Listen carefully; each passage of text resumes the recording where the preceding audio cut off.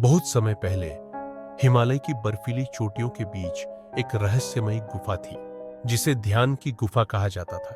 कहा जाता था कि जो कोई इस गुफा में ध्यान करता है वह अद्भुत शक्तियां प्राप्त कर लेता है, लेकिन एक शर्त थी। उस व्यक्ति का मन पूर्णतः शुद्ध और भगवान में अडिग होना चाहिए। ऋषि वशिष्ठ के शिष्य इस गुफा के बारे में सुनते रहते थे। एक दिन उन्होंने अपने गुरु से पूछा, गुरुदेव, क्या यह गुफा सच में चमत्कारी है?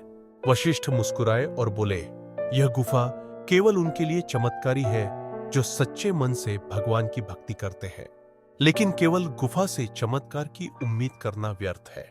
यह सुनकर शिष्यों में से एक वरण जिद पर आ गया। उसने कहा, गुरुदेव, मुझे इस गुफा में जाकर ध्यान करने की अनुमति दीजिए। मैं साबित कर दूंगा कि मैं योग्य हूं।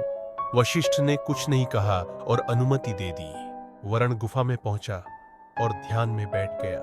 पहले दिन उसे शांति मिली, लेकिन धीरे धीरे उसके मन में लालच जागने लगा।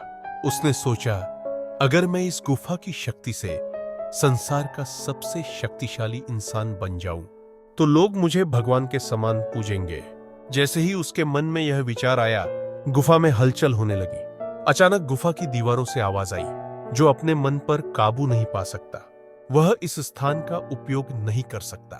वरण डर के मारे गुफा से भाग खड़ा हुआ। कुछ समय बाद वशिष्ठ स्वयं उस गुफा में गए। उन्होंने कुछ नहीं कहा, बस चुपचाप ध्यान में बैठ गए। उनके चारों ओर एक दिव्य प्रकाश फैल गया।